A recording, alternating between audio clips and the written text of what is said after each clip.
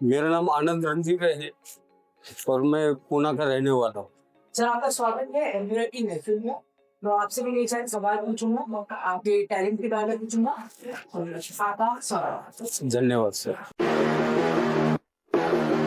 Apple Boy है, Apple King है, Apple God है। ओके, तो सर आपका स्वागत है एमपीआर की महफिल में। तो मैं आपसे कई सारे सवाल पूछूंगा, तो आप एक एक करके उसका जवाब दीजिए। ओके। तो आप कहाँ से बिलोंग करते हैं सबसे मैं पहले? पूना से बिलोंग।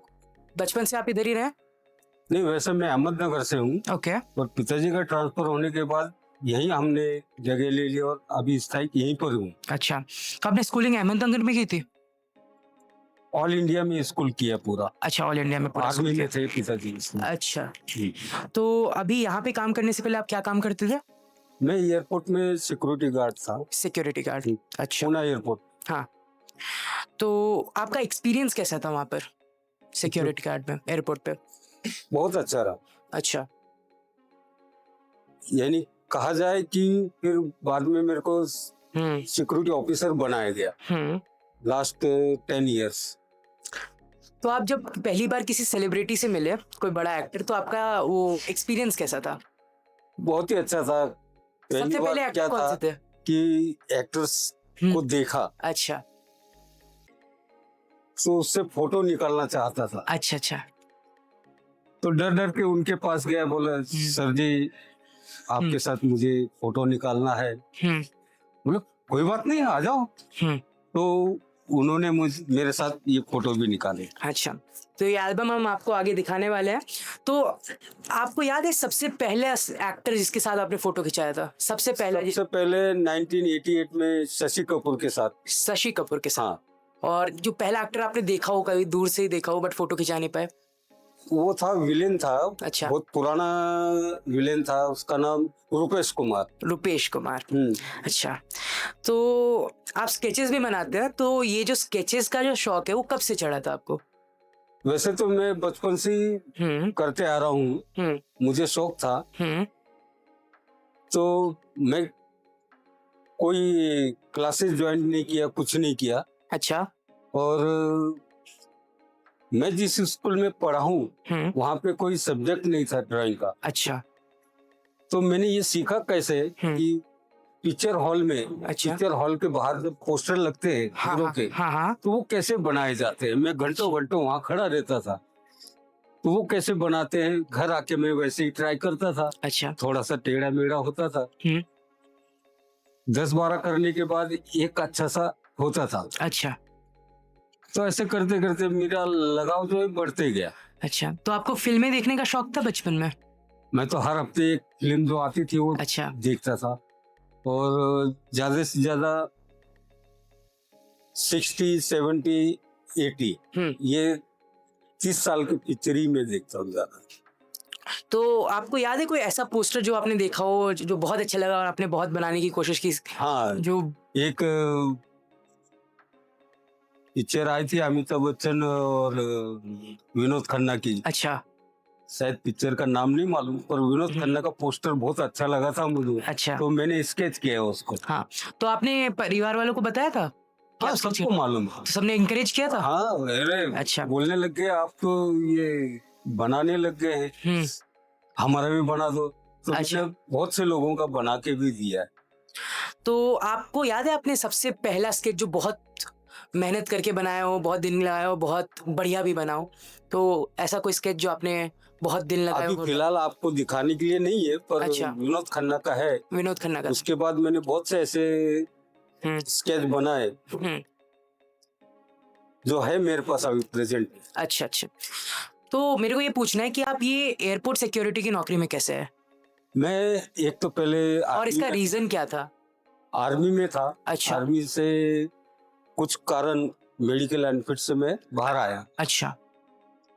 और फिर न्यूज़पेपर में पढ़ा था ऐसा ऐसा जगह पे मतलब जगह खाली है, कोई आना चाहता है। तो मैं गया इंटरव्यू के लिए और मैं पहले इंटरव्यू में सेलेक्ट हो गया। ये कौन से साल की बात है? ये 1987 की बात। 87 की बात है। तो आप आर्मी कब ज्वाइन किया था आपने? मैंने 82-83 में ज्वाइन। और कितने साल रहे थे? तकरीबन 4 साढ़े 4 साल था। और मेरा मेडिकली प्रॉब्लम हमेशा होने का, तो मैंने कर्नल साहब से बात करके मैं डिस्चार्ज ले ली। अच्छा, हाँ, तो आप जब एयरपोर्ट पे थे, कोई ऐसा इंसिडेंट याद आ रहा है जो बहुत फनी सा था, या फिर बहुत वो आपको दिन याद है, कोई ऐसा कोई घटना हुई हो, कोई मजेदार? मजेदार तो यही था कि मतलब हम्म सेलिब्रिटी जब आते हैं हम्म तो हमें पहले ही पता चल जाता है, उनका लिस्ट में नाम आता है, तो पहले ही नाम फैल जाता है कि भाई ऐसा ऐसा सेलिब्रिटी है। तो हम्म मेरी अंदर से इच्छा होती थी कि यार वो दिखने में कैसा रहेगा। हम्म तो जैसे ही आता था तो फिर मैं वहां जाता हूँ। तो ऐसा कोई चीज हुआ हो एयरपोर्ट पे जो आप कभी भूल नहीं सकते, कोई ऐसी घटना हुई हो जो अभी तक याद है आपको? नहीं, ऐसा तो कोई घटना नहीं है, पर यही एक है जो कि मैं एयरपोर्ट में पहली बार तो एयरपोर्ट में नौकरी करना बहुत बड़ी बात है। अच्छा। बहुत से लोग पैसे दे के या ज्यादा पढ़े लिखे होने के बाद भी उनको नौकरी नहीं मिलती है। तो मेरा सौभाग्य है कि मैंने पुणे इंटरनेशनल एयरपोर्ट पे पूरी जिंदगी निकाल के 60 इयर्स होके मैं रिटायर्ड हो गया। 60 साल आपने 60 साल पूरे होके मैं 2020 में रिटायर हो गई। आपकी करंट उम्र कितनी है? कि अब 64 रनिंग है। 64 रनिंग है। तो आप रिटायरमेंट के बाद यहाँ पे आना कैसे हुआ इस हॉस्टल में? मेरा एक दोस्त है, अच्छा। उसने कहा यार घर बैठ के क्या कर रहा है, तो आप करो एक जॉब। मैं बोला क्या जॉब है? बोला सिक्योरिटी गार्ड का जॉब है, इंटरनेशनल स्कूल है अपना सिम्बोसिस का। तो मैं बोला चलो। तो वहाँ आया, देखा, तो इंटरव्यू लिया। पहले इंटरव्यू में सिलेक्ट हो गया, एज पूछी गई तो एज बताया, तो बोले तुम्हारा एज तो इतना नहीं है, तो आधार कार्ड है क्या? मैं बोला आधार कार्ड भी है। आधार कार्ड देखा, तब जाके उनको सच्चा लगा कि मैं सच में ही 64 रनिंग है मेरा। अच्छा। तो आपको ये चेंज कैसा लगा, एयरपोर्ट, एक बिजी एयरपोर्ट से लेकर ये एक हॉस्टल तक का? तो ये चेंज, देखो अनुभव जो होता है हर क्षेत्र का लेना चाहिए इंसान। ऐसा नहीं है कि मैंने रिटायर हो गया अभी वो लाइन छोड़ना चाहिए, ऐसा कुछ नहीं है। जब तक हाथ पैर चल रहे हैं, सलामत है और आपसे हो सकता है जनता की सेवा करनी है, तो प्लीज करिए। ऐसा नहीं कि मेरा ये हो गया है और मैं अभी काम नहीं करना चाहता। काम करते रहना चाहिए। आदमी ने सतर्कता आदमी के अंदर होनी चाहिए। और ये सिक्योरिटी गार्ड मतलब ऐसी जॉब है, बहुत ही केयरफुल जॉब, बहुत केयरफुल जॉब है। यानी खुद का भी और दूसरे का भी केयरफुल करनी। तो आपने ये नाइट शिफ्ट अपने आप से चुनी कि आपको मिल गई? नहीं, मैं नाइट शिफ्ट इसलिए करता हूँ कि उम्र के हिसाब से ज्यादा नींद भी नहीं लगता है मुझे। अच्छा। 1-2 घंटा दिन में सोता हूँ तो बस हो जाती है मेरी नींद पूरी 24 घंटे की। इसलिए मैं नाइट शिफ्ट ले लिया। आप इस हॉस्टल में कब से हैं? कितने साल हो गए? पहले 2.5 साल पहले भी था मैं, 2.5 साल पहले थे। फिर गांव गया, गांव से आने के बाद फिर आ गया, अभी 5-6 महीना हो गया। तो कभी कुछ ऐसा हॉस्टल की कोई घटना हो जो आपको आज तक याद है, कोई मजेदार या फिर कोई खतरनाक? नहीं, ऐसा कुछ नहीं। कोई ऐसी याद हॉस्टल की जो आपको हमेशा याद रहेगी? नहीं, सब बच्चे लोग बहुत अच्छे हैं। और जो यहाँ से गए बच्चे लोग वो कभी फोन करके बात करते हैं, अंकल कैसे हो, क्या हो। अच्छा। मैं ऐसे ऐसे जॉब में हूँ, कभी याद आए तो कर लेते हैं फोन। अपने परिवार के बारे में थोड़ा कुछ बताइए, आपके परिवार में कितने लोग मेरे हैं? परिवार में मेरी एक वाइफ है। अच्छा। और 2 बेटे हैं। वो दोनों बेटों की शादी कर चुका हूँ। अच्छा। और दोनों अच्छे सेटल है। और मेरी एक नाती है। अच्छा। 3 साल की। तो आप जो ये स्केचेस बनाते हैं, तो आप ये रेगुलर बनाते हैं कि कभी मन किया तो? नहीं, ऐसा कुछ नहीं है। अभी खाली समय में रहता हूँ और आज मूड हो गया करने का। अच्छा। तो ले लिया इस फाइल और उठाया और करते बैठ गए। तो टाइम पास होने के लिए ये सब कुछ करता हूँ। कभी रिसेंटली एक मेरा दोस्त था, उसने कहा था मेरे दादाजी और दादी जी है, उनका फोटो बना सकते हो? मैं बोला यार एक बार फोटो दिखा दो मुझे। तो उसने फोटो दिखाया है, इसके अंदर दिखा सकते हैं आप? एक बार ये कैमरा के सामने दिखा दीजिए। ये उसकी दादी का फोटो है, अच्छा, थोड़ा ऊपर करके। या ये उसकी दादी का फोटो है। अच्छा, तो आपने खुद बनाया? नहीं, ये ऐसा ओरिजिनल है। ये ओरिजिनल है। तो फिर मैंने जो बनाया है, ये मैंने जो बनाया ये दिखाइए ऑडियंस को। ये ऐसा बनाया। बहुत ही बेहतरीन है ये तो उसको भी पसंद आ गया। यानी पहला ओरिजिनल ऐसा था, तो बोले ओरिजिनल से भी जो आपने बनाया वो बहुत ही अच्छा है। सही में बहुत ही बेहतरीन है। तो आपने कभी सोचा कि ये स्केचिंग करके इसको बेच के पैसे कमाने का? नहीं, मैंने ऐसा कभी सोचा नहीं है, बट मतलब लोग कहते हैं कि आप इस पे पैसा भी कमा सकते हो। मैं बोला कैसे कर सकते हैं? बोले आप किसी का फोटो बना रहे हैं तो आप फ्री देते हो? हाँ, मैंने कहा फ्री देता हूँ। तो बोले कुछ उसके ऊपर प्राइस रखा करो कि देने आपका भी इंटरेस्ट ज्यादा बढ़े, कि पैसा आता है तो इंटरेस्ट ज्यादा बढ़े।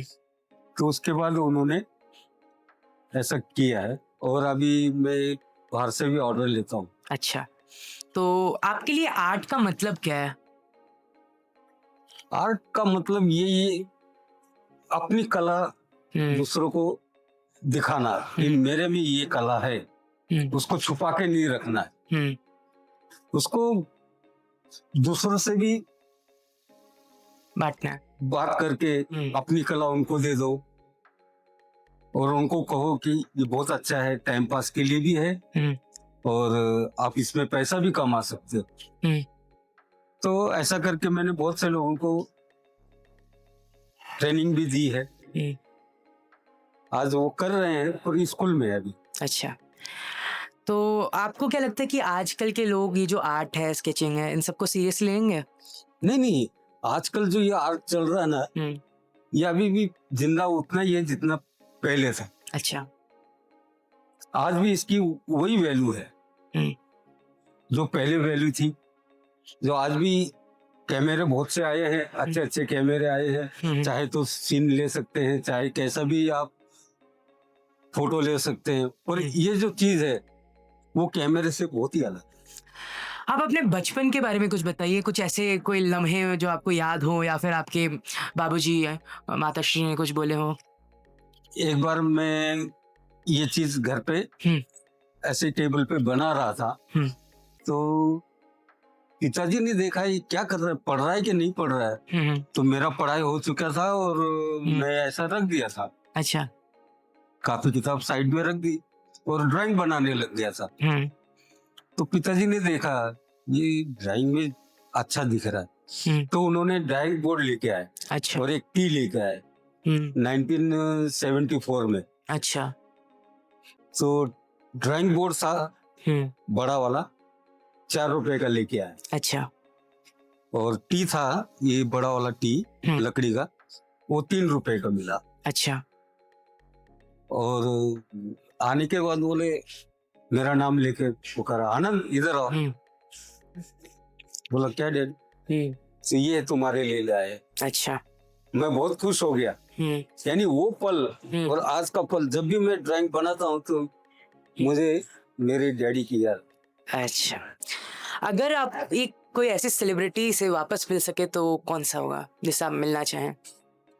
नहीं, उसके बाद तो बहुत से सेलिब्रिटी मुझे मिले। नहीं, अगर कोई एक ऐसा जिससे आप वापस मिलना चाहें? वैसे नाना पाटेकर जो है मेरे साथ क्रिकेट खेल चुके हैं। अरे क्या बात है। और जब भी वो पुणे आते हैं तो मुझे कॉल करते। अच्छा, अरे भाई किधर है? मैं बोला ऐसा ऐसा है अभी। तो ठीक है, मैं आया हूँ 4-5 दिन के लिए पुणे में, कहीं मिलना चाहे तो आ जाओ। होटल में रुकते।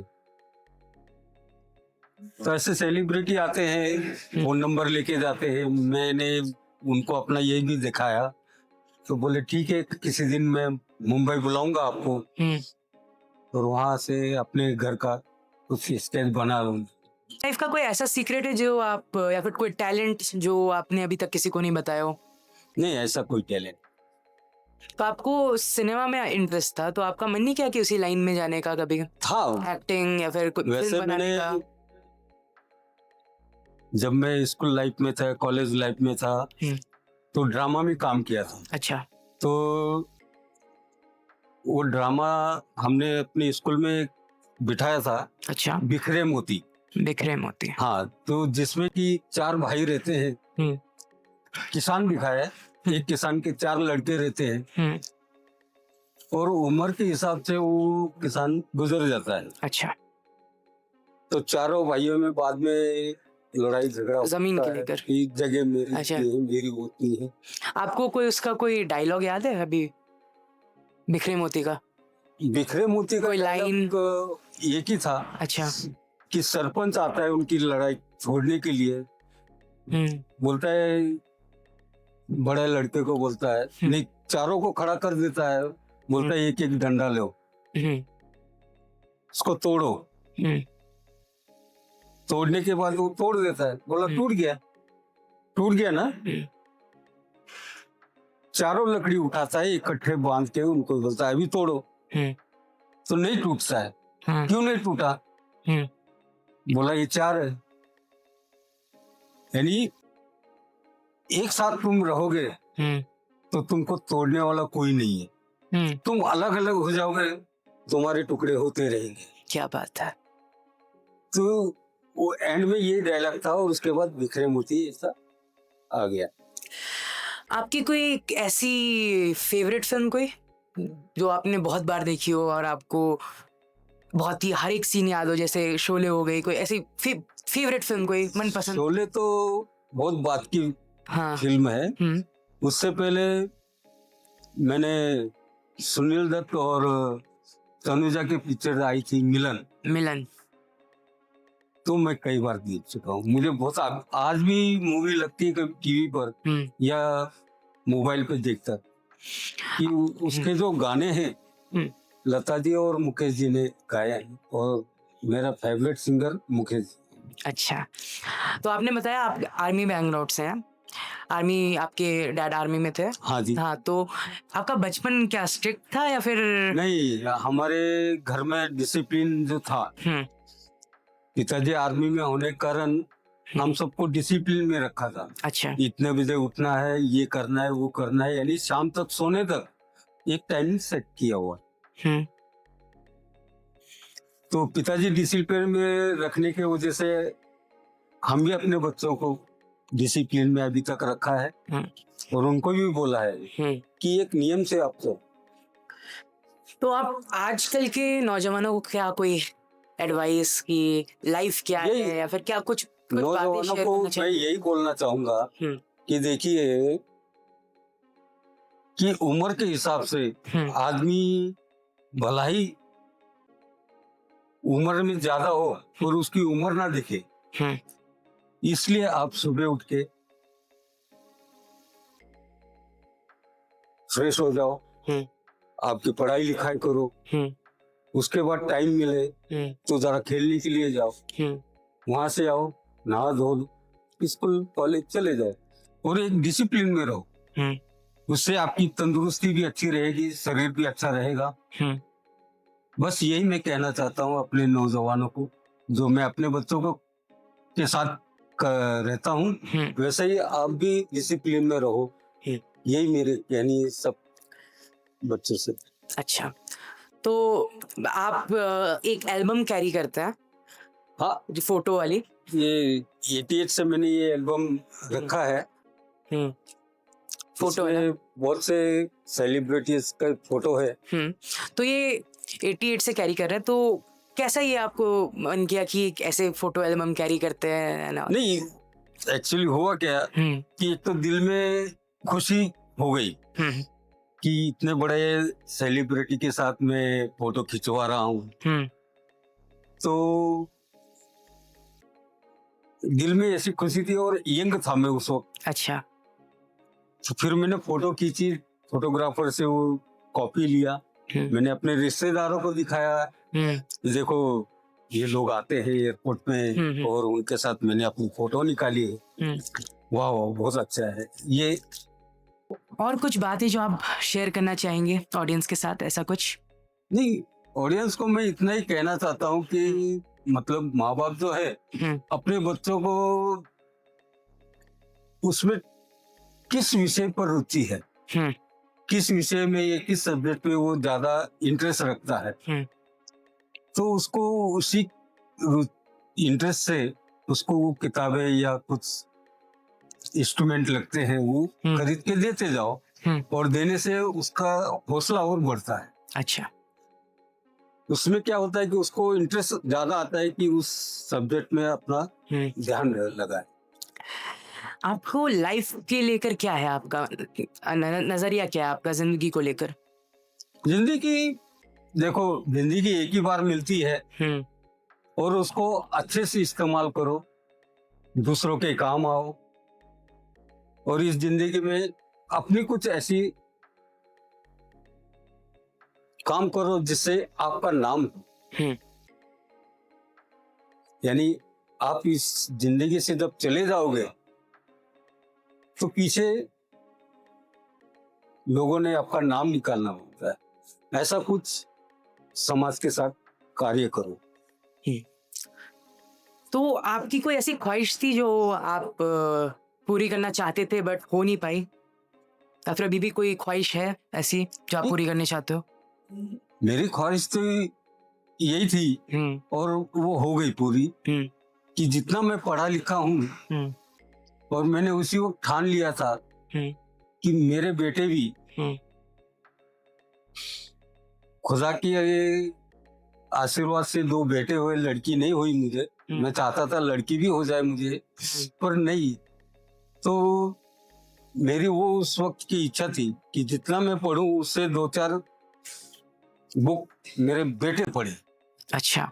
और मैं ये सिक्योरिटी गार्ड की नौकरी से मैंने अपने बड़े बेटे को सिविल इंजीनियर का कोर्स कराया, और छोटे बेटे को मैंने ऑटोमोबाइल्स का कोर्स कराया।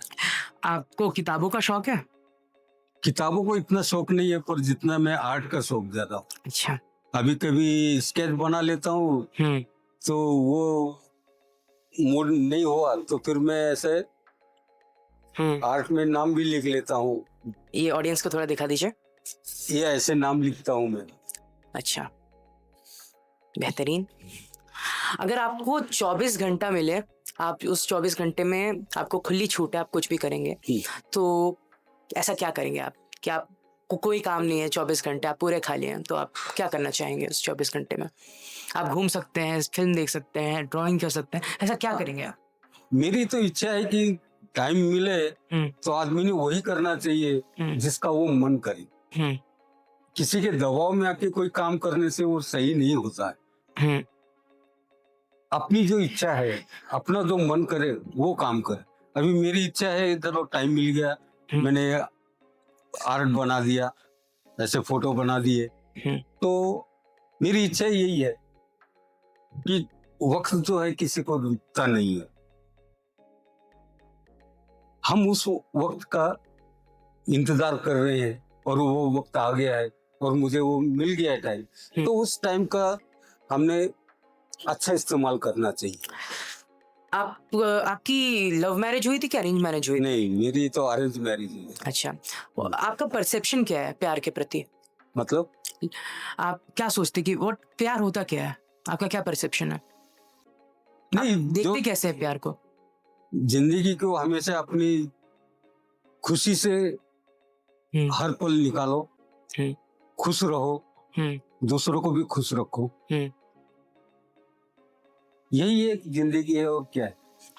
आपने बताया कि आपकी कौन कौन से दोस्त अब क्या क्या करते हैं? आपके दोस्तों से आपकी अब भी बातचीत होती है, बचपन के दोस्तों से? या फिर बचपन के दोस्तों से मेरी बातचीत भी होती है, मिलता भी हूँ।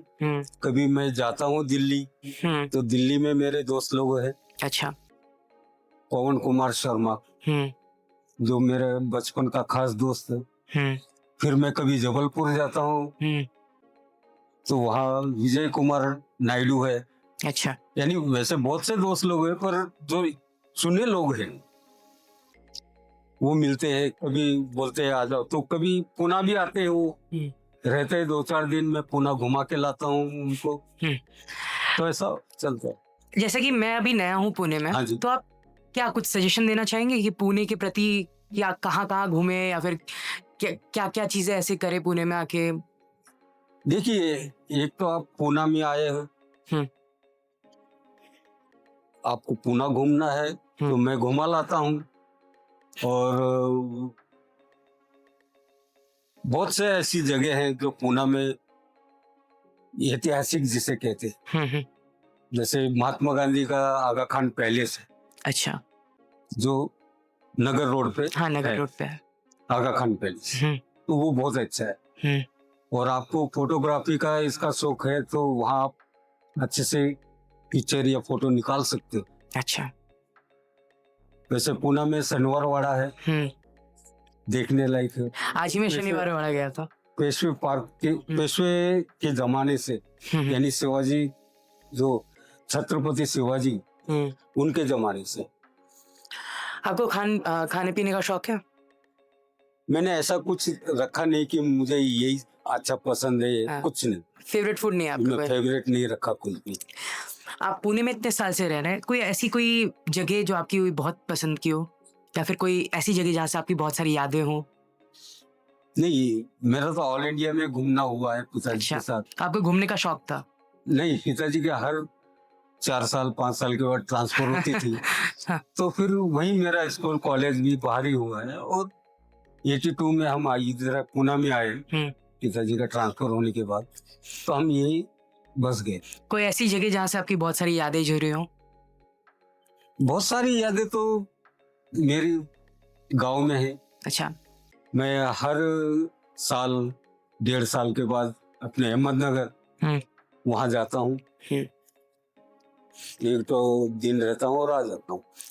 आपने देखा एक जमाने का एकदम बदलाव आया है, अब मोबाइल फोन आ चुके हैं, तो आपको कैसा लगता है कि जमाना कितनी जल्दी बदल रहा है, लोग बड़े हो रहे हैं, आपके बच्चों की शादी हो गई, बड़े होते हुए देखा, क्या कहना है आपका उस पे? आपने उनको बड़े होते हुए देखा, अब उनकी शादी। देखो, समय किसी का इंतजार नहीं करता है, और समय के हिसाब से हर चीज बदलती जाती है। तो उसके हिसाब से समय के और उसके हिसाब से खुद को भी ढालना चाहिए। मेरी तो ये दो कहना है सबसे। और बात रही मोबाइल की, तो मोबाइल उतना ही यूज करो जितना हमें करना चाहिए। हमेशा मोबाइल में यूज करने से अपने शरीर के ऊपर भी इफेक्ट होता है। आपने एक किस्सा सुनाया था कि आप नाना पाटेकर के साथ क्रिकेट खेलते थे। हाँ जी। तो आप कैसे मिले नाना पाटेकर के से? मैं एयरपोर्ट में नौकरी करता हूँ, उसके हिसाब से जब वो आए थे, तो उनकी गाड़ी से मैं उतर के उनको मैं एयरपोर्ट, मतलब एयरकार्ट के पास, हवाई जहाज के पास लेके जाना मेरा ही काम था। अच्छा। तो उनको मैं लेके गया। तो उस वक्त हमारे घर में लैंडलाइन फोन होता था, तो वो फोन लिया उन्होंने नंबर। अच्छा। तो बॉम्बे जाके कभी फोन किया उन्होंने, तो पिताजी ने कहा ऐसा ऐसा फोन आया था। नाना कौन है भाई, वो फोन किया था। अरे आपको नहीं मालूम? वो पिक्चर में, मराठी पिक्चर में और ऐसे ऐसे पिक्चर में जो काम किया है, वो एक्टर, उसका फोन था। अच्छा। फिर मैंने वहां से फोन लगाया। तो ऐसा कोई और सेलिब्रिटी जिससे आपकी बातचीत है या फिर कोई? नहीं, ऐसा कुछ नहीं है। और जो है वो अभी दुनिया से। कौन थे वो? इसे एविएशन मैनेजर थे। Aviation manager? हाँ।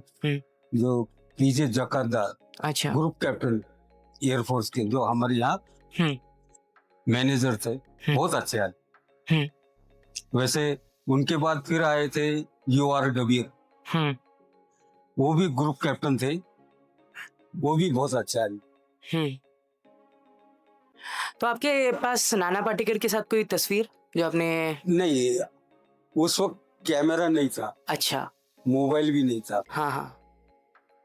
और जैसे जैसे दिन जाने के बाद कैमरे आने लग गए, मोबाइल आने लग गया, उस वक्त फिर मैंने ये फोटो निकाली। अच्छा, तो एक सवाल आया, तो आपने बताया कि आप एयरपोर्ट पे एक्टर को ले जाते थे, तो कोई बेस्ट एक्सपीरियंस या फिर कोई खराब एक्सपीरियंस ऐसा कोई किसी एक्टर के साथ? नहीं, एक टाइम एयरक्राफ्ट लेट हो गया, अच्छा। तो शशि कपूर जी ने कहा कि यहाँ कोई वड़ा पाव मिलता है क्या? अच्छा।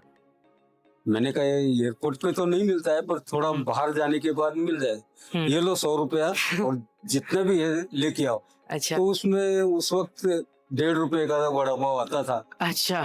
तो उन्होंने कहा जितने भी ये लोग हैं, 10-12 लोग थे, सबके लिए लेके आओ। मैं लेके आया। अच्छा। और बाकी का पैसा देने लग गया उनको। बोला पागल है क्या? मैंने 100 रुपए का लाने के लिए बोला था। बोला नहीं सर, हमने सबके लिए 2-2 लेके आए हैं, बहुत हो गया। और पैसा वापस भी आता है।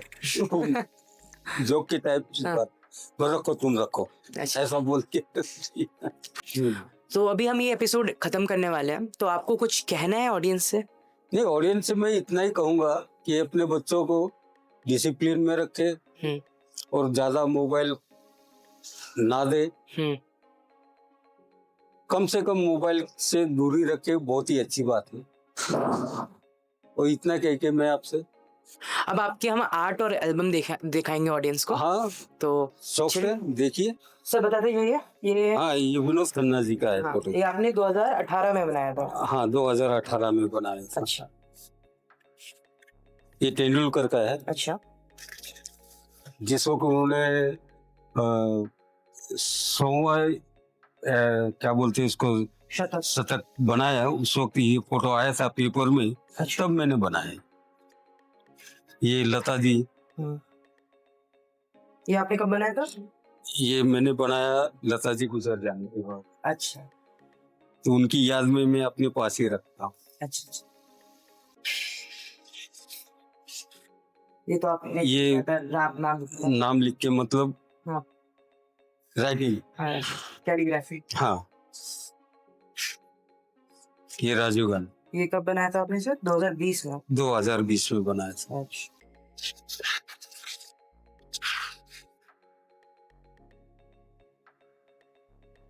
ये 3D है। ये कब बनाया था सर? ये बना के 5-6 साल हो गए। यानी आप दीवार पे भी इसको बना सकते हो। 3D, जैसे आप इसको कंटिन्यू देखेंगे तो चेंजेस हो गया ऑटोमेटिक। आगे सर? आगे इतना ही है। इतना ही सर? अब एल्बम बाकी ये जो है, ये मेरे मम्मी डैडी का है। ये मेरे मम्मी डैडी। ये आपने कब बनाया था सर? शायद 2005 में। 2005। और ये हाँ 2011 में बनाया। 11 हाँ हाँ। और ये राजेश खन्ना का है, 2012 में बनाया था। ये दूसरा फोटो है। हाँ। जो आधा रह गया है सेल्फ लाइटिंग करने के लिए। जब भी मूड आएगा तब बनाऊंगा इसको पूरा। बस एल्बम पे चलते हैं, फोटो एल्बम पे। हाँ जी चलिए। आपको फोटो इससे निकाल के दिखाना है कि इसी ने दिखाएंगे? ये ऐसे ही रहने दो। अच्छा। तो ये अनुपम खेर, दिलीप ताहिम। आगे ये कब की फोटो होगी सर?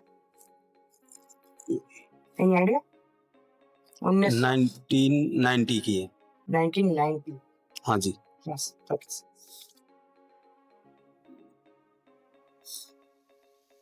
ये कबीर बेदी। ये काजर खान।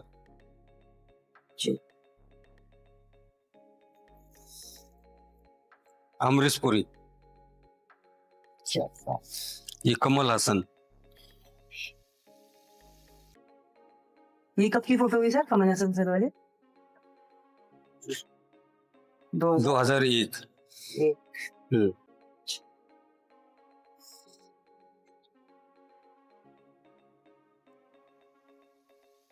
ये देवेन वर्मा कॉमेडी करता था। ये कमल हासन।